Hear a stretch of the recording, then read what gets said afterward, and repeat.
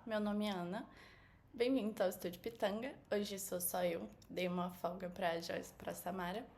E hoje a gente tá aqui pra falar de uma das minhas tropes preferidas. Ou não sei ainda, não consigo me decidir.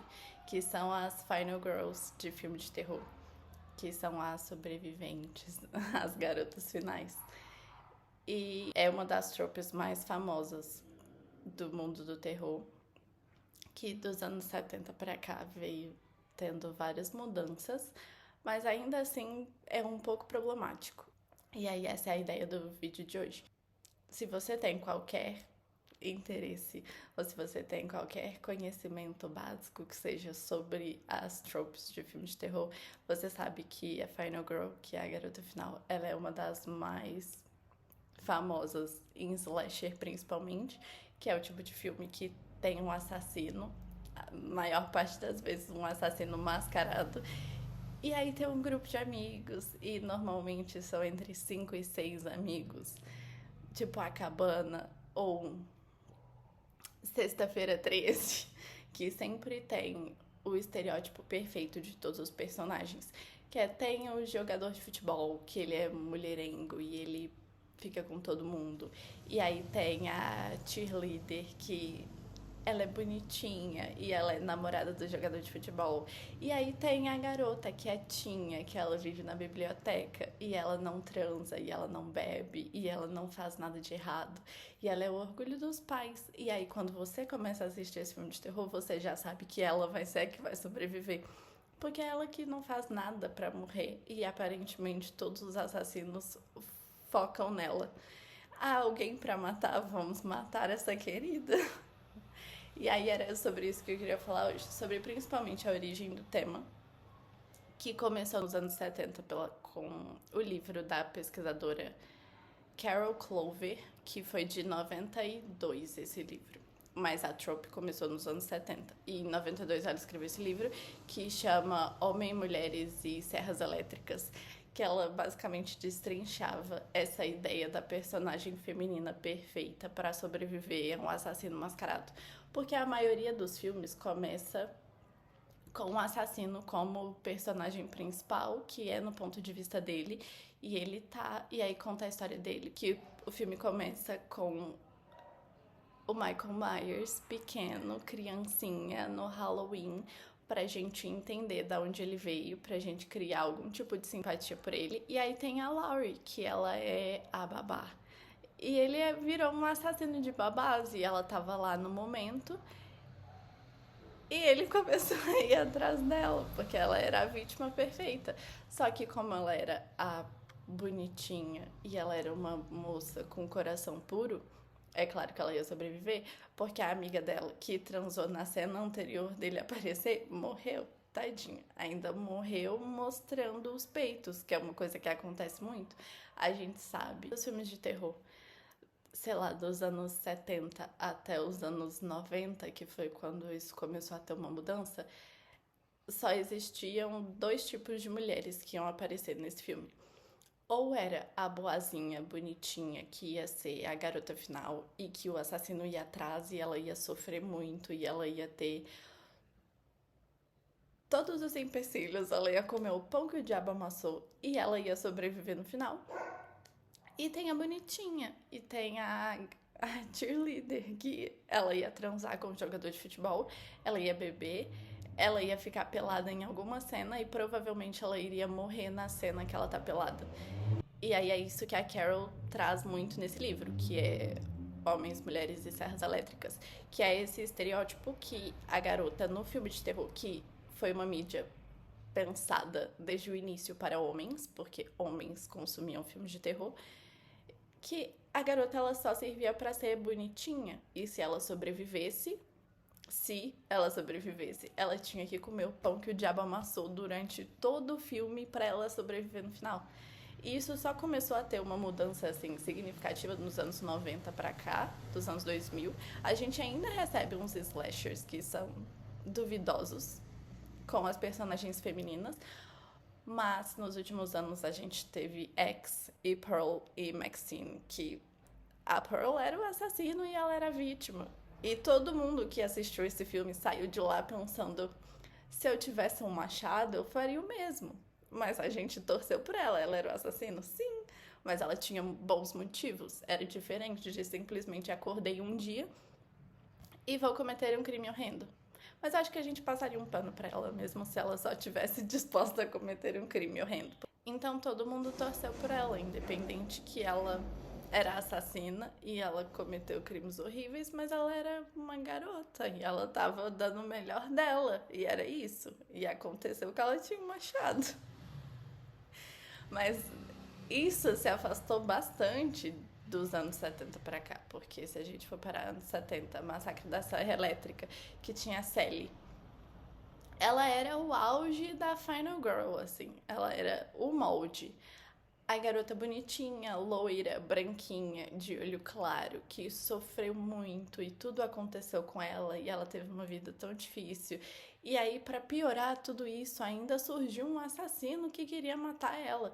E ela comeu o pão que o diabo amassou e conseguiu sobreviver. E aí, esse foi o final feliz dela. Ela teve uma vida tadinha. E aí, ainda por cima de tudo, um assassino perseguiu ela, ela sobreviveu depois de comer o pão que o diabo amassou, e esse é o final feliz do filme de terror. E aí o homem que tá assistindo, ele olha aquilo e fala, da hora, eu vi uns peitos assim no meio do filme e tudo bem.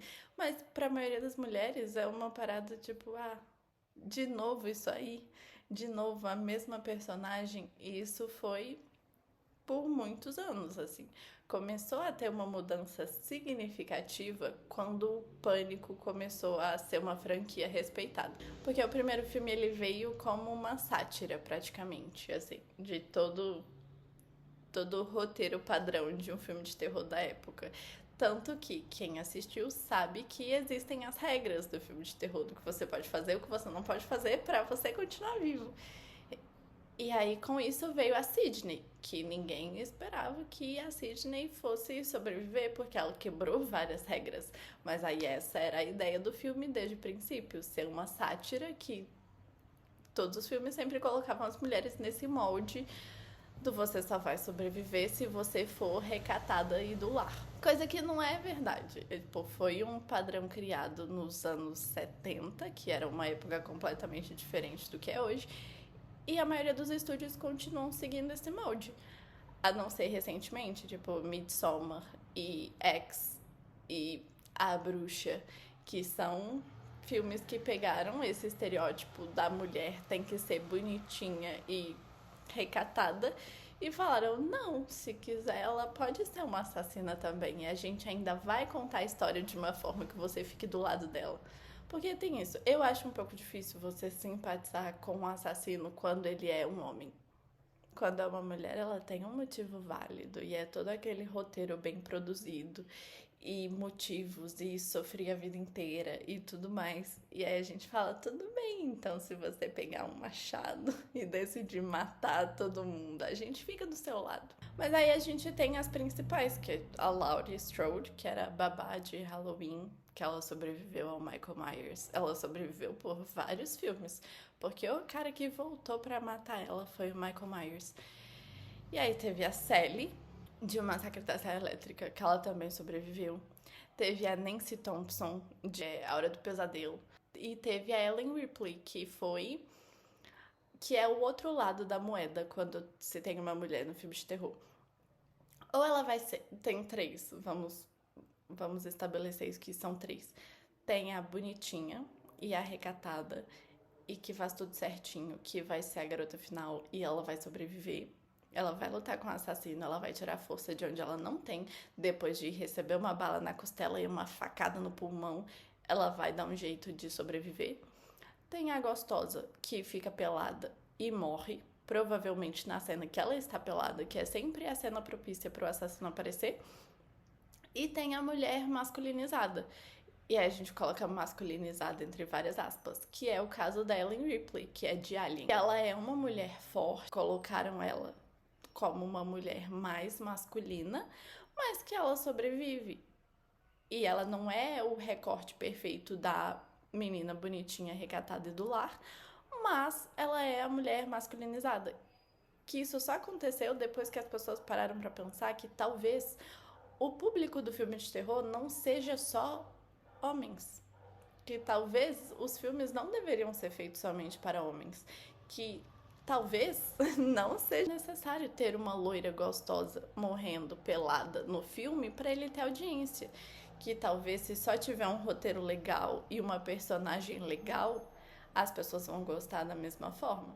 Mas isso foi uma coisa recente, tipo em 2022, eu acho, que teve Morte, Morte, Morte. E é um filme bem legal, assim. Você não espera muito o que vai acontecer, você não sabe mesmo. Tem uns homens perdidos aleatórios, mas as mulheres, elas são as protagonistas desde o princípio. E aí você pensa, quem é que tá matando? Se os homens são meio frouxos e as mulheres estão meio... Não sou eu, não. E aí, no fim, não é ninguém que tá matando. Tem, tipo, uma psicopata, de fato. A psicopata é a menina bonitinha com cara esquisita.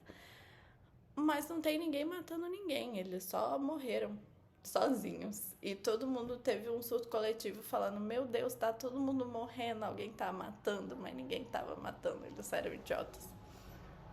E a motivação da querida bonitinha, que era meio psicopata, que tava lá na intenção de matar a ex-namorada da namorada, foi esse o plot do filme. Todo mundo morreu, meio que por acidente. E tinha uma querida que era pra ser a garota final, que é a garota final, só que sobraram 3. A namorada, a ex-namorada e a garota final, que era a namorada da psicopata. E aí foi isso, ela sobreviveu a um relacionamento tóxico. E esse foi o final do filme. E eu acho que essa é a maior diferença que tá tendo nos filmes atuais. Porque nos anos 70, 80 e 90, assim, que foi o finalzinho, eu acho, antes de Pânico, que se eu não me engano, Pânico é de 96. E aí, se você vai ter qualquer conversa com alguém que entende minimamente, tipo a Carol Clover, que escreveu o livro, lembra? Ela destrincha toda essa ideia de uma forma que não fica só no molde do filme de terror. Porque nada fica só no molde do entretenimento. Sempre tem alguma coisa por trás. Eu acho que o filme de terror, as pessoas não dão muito valor pra isso, porque é um filme de terror ainda mais slasher, que é sangue voando e tripas caindo. Mas no final do filme, eu acho que eles tentam passar alguma ideia. Era um pouco difícil defender.